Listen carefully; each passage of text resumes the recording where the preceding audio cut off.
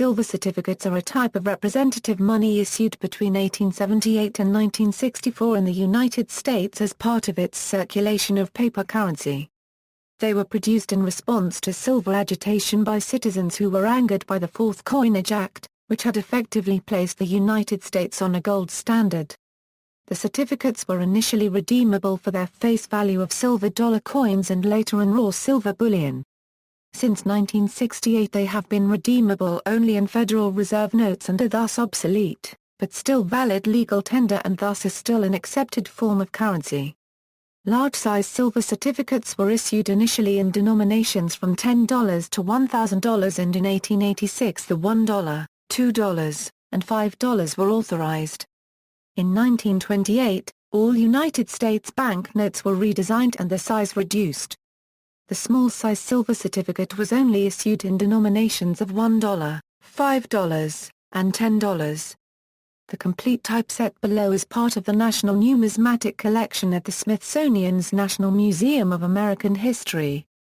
History: The Coinage Act of 1873 intentionally omitted language authorizing the coinage of a euro or standard euro silver dollars and ended the bimetallic standard that had been created by Alexander Hamilton.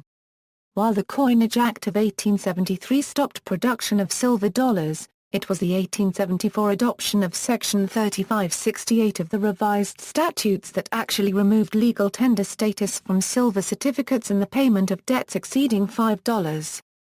By 1875 business interests invested in silver wanted the bimetallic standard restored. People began to refer to the passage of the act as the crime of '73.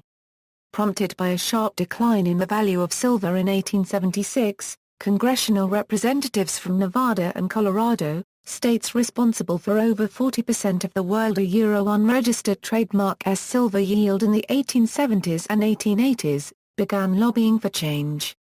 Further public agitation for silver use was driven by fear that there was not enough money in the community.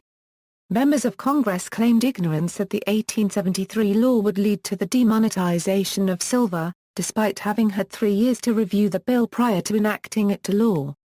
Some blamed the passage of the act on a number of external factors including a conspiracy involving foreign investors and government conspirators. In response, the Allison Act, as it came to be known, was passed by Congress on February 28, 1878.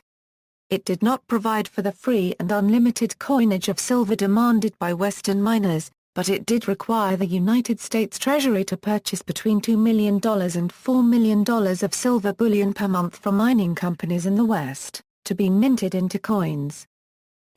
Large-size silver certificates The first silver certificates were issued in denominations of $10 through $1,000. Reception by financial institutions was cautious. While more convenient and less bulky than dollar coins, the silver certificate was not accepted for all transactions. The Allison Act established that they were receivable for customs, taxes, and all public dues, and could be included in bank reserves, but silver certificates were not explicitly considered legal tender for private interactions. Congress used the National Banking Act of July 12, 1882 to clarify the legal tender status of silver certificates by clearly authorizing them to be included in the lawful reserves of national banks. A General Appropriations Act of August 4, 1886 authorized the issue of $1, $2, and $5 silver certificates.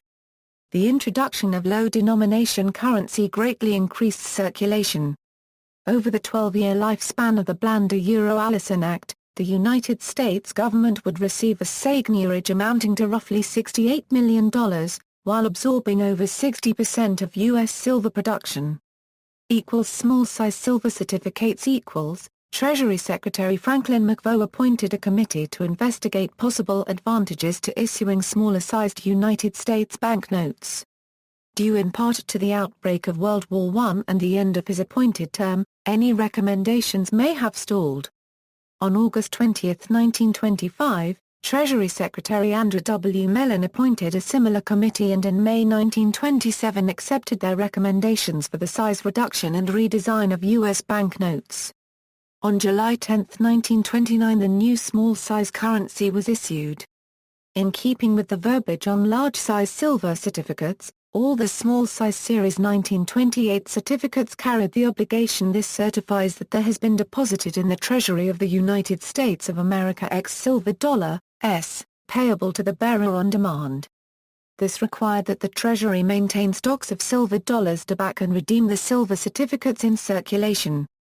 Beginning with the Series 1934 silver certificates, the wording was changed to "This certifies that there is on deposit in the Treasury of the United States of America X dollars in silver payable to the bearer on demand." This freed the Treasury from storing bags of silver dollars in its vaults, and allowed it to redeem silver certificates with bullion or silver granules, rather than silver dollars. Years after the government stopped the redemption of silver certificates for silver, large quantities of silver dollars intended specifically to satisfy the earlier obligation for redemption in silver dollars were found in Treasury vaults.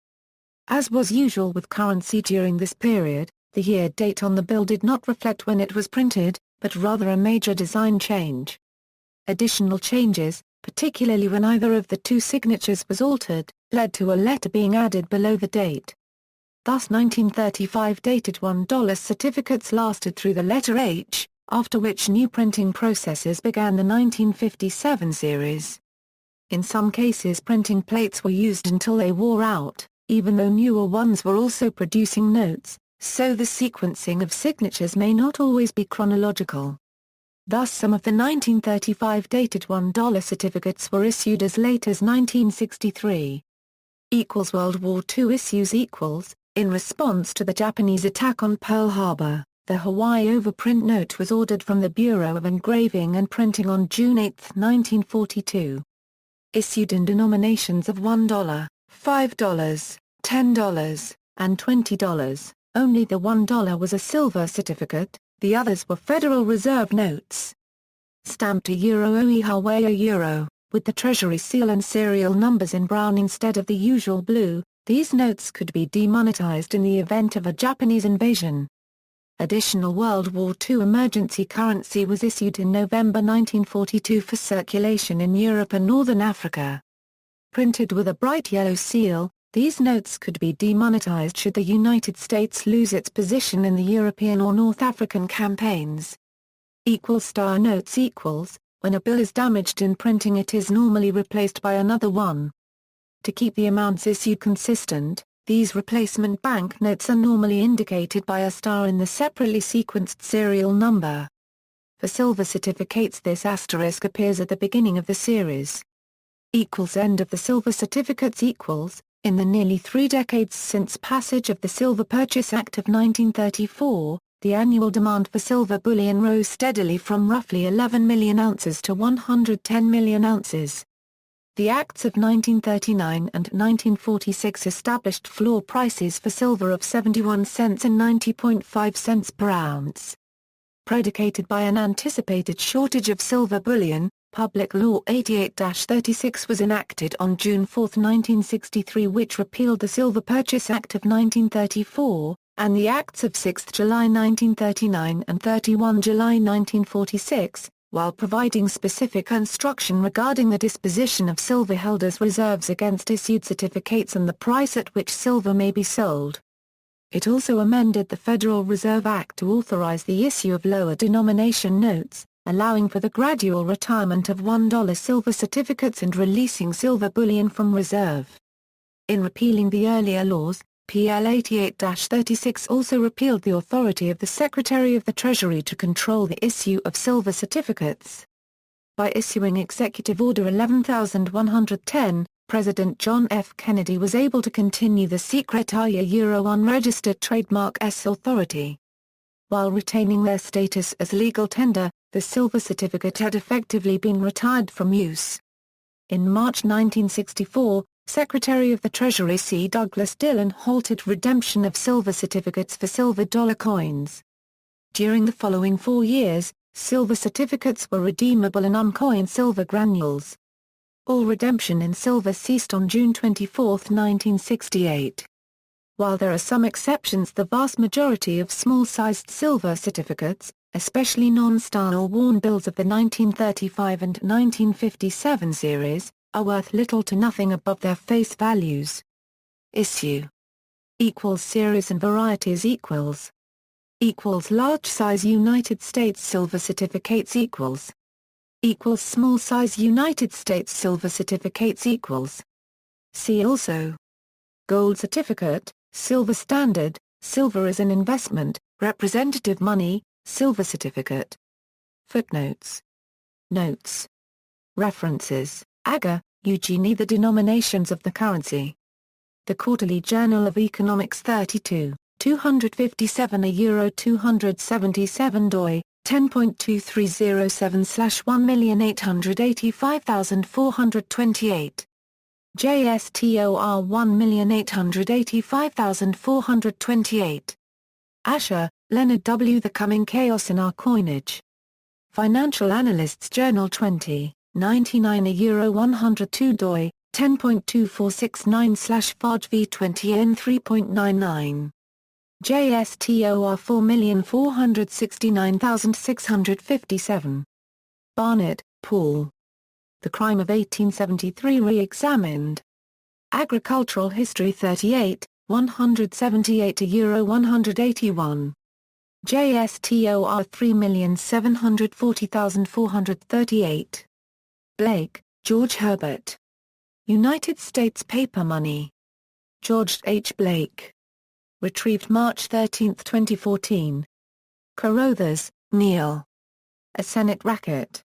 The North American Review 233, 4 euro 15. JSTOR 25,113,955. Quage, George S. Standard Catalogue of United States Paper Money. Krause Publications.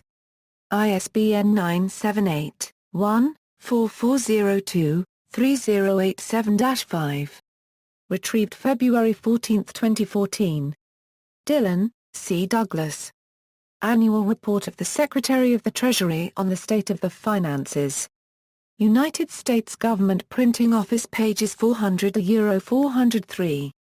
Retrieved October 16, 2014. Friedberg, Arthur L.